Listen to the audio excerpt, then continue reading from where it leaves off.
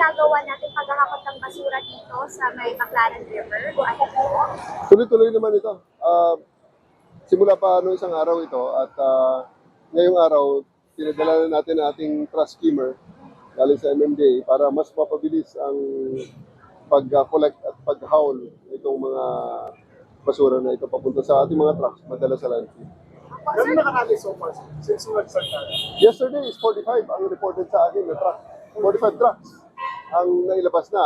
Mga around 750 cubic meters, mga siguro kalahating mga 500 tons. 500 tons since Sunday po yan. Yeah. Sir, kukuita po ba kung saan nanggaling itong mga basura po? Inimbestigahan natin, may idea na tayo, dahil nakita nga natin iba-ibang klaseng basura ito. Hindi naman ito sa paligid lang ng Parañaque or ng Redemptorist Channel or ng Parañaque, ano? Ito ay sa tingin natin nanggaling dyan sa mga iba-ibang mga lugar na nakapalibot sa Manila Bay.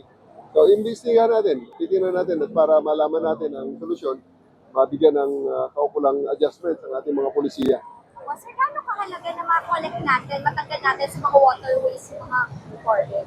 Well, very important yun dahil unang-una, hindi talaga hindi mabubulok yan. Hindi mabubulok ang mga basura na nakukuha natin dyan sa mga waterways. Ang plastic na yan, kahit abutin ng mga apo ng apo natin, hindi yan masisira ng basta-basta. So yan ay kailangang matanggal talaga kasi pag hindi yan natin tinanggal, mapupunta yan sa ating pumping station.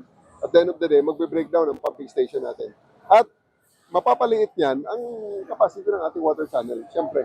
Sir, naipasa na po yung National Expenditure Program sa Congress. Gaano po malaki po yung nahihiling ng MMDA at nakafocus po ba ito on procuring more equipment? Well, meron diyang parang a little bit above 3 billion na nakita namin sa National Expenditure Program. May iba-ibang mga programa na yan. Ang iba ay sa personal services, ang iba ay sa MOOE, ang iba ay sa capital outlay. So, ang meron dyan, mga flood control program, andun lahat yan, nakaprograma naman yan. And ang job ng MMDA is to execute those programs. So totoo ba, as far as Bataan daw nanggaling yung bilang basura dito? Hindi pa natin na-establish yun. That will be part of investigation. Kasi may nabangitan po sa Palace Briefing before na may plans na daw po na itaas yung penalties against irresponsible throwing of garbage. May masabi po ay Kami sa MMDA, hindi magre-reklamo dyan. Gusto rin namin yan. Kasi kailangan na natin talaga, gawin istriktohan para magkaroon naman ng stake at magkaroon naman ng maintindihan ng ating mga kababayan na ang impact ng violation ng environmental law is talaga napakabigat naman. Kaya bigatan din natin ng penalty. Ako agree ako yan. Sir, for clarification, yung mga basura nanggaling dito, saan po hinahapon? Hindi, dadalhin natin sa landfill yan. Wala namang ibang pwedeng pagtapunan yan, kundi sa landfill lang. hey sir, on your part, anong proposal nyo na penalty sa mga illegal na katawan ng basura? Huwag ka. Mapapasya ko pag sinabi ko ang gusto ko. Okay. Sir, baka may message na lang kayo dun sa mga irresponsible na katapon ng basura. Alam nyo, ang garbage management kasi, hindi lang yan trabaho ng gobyerno at hindi rin lang trabaho ng mamamayan. No, tulong-tulong yan. Kasi ang basurang yan ay galing din sa ating lahat.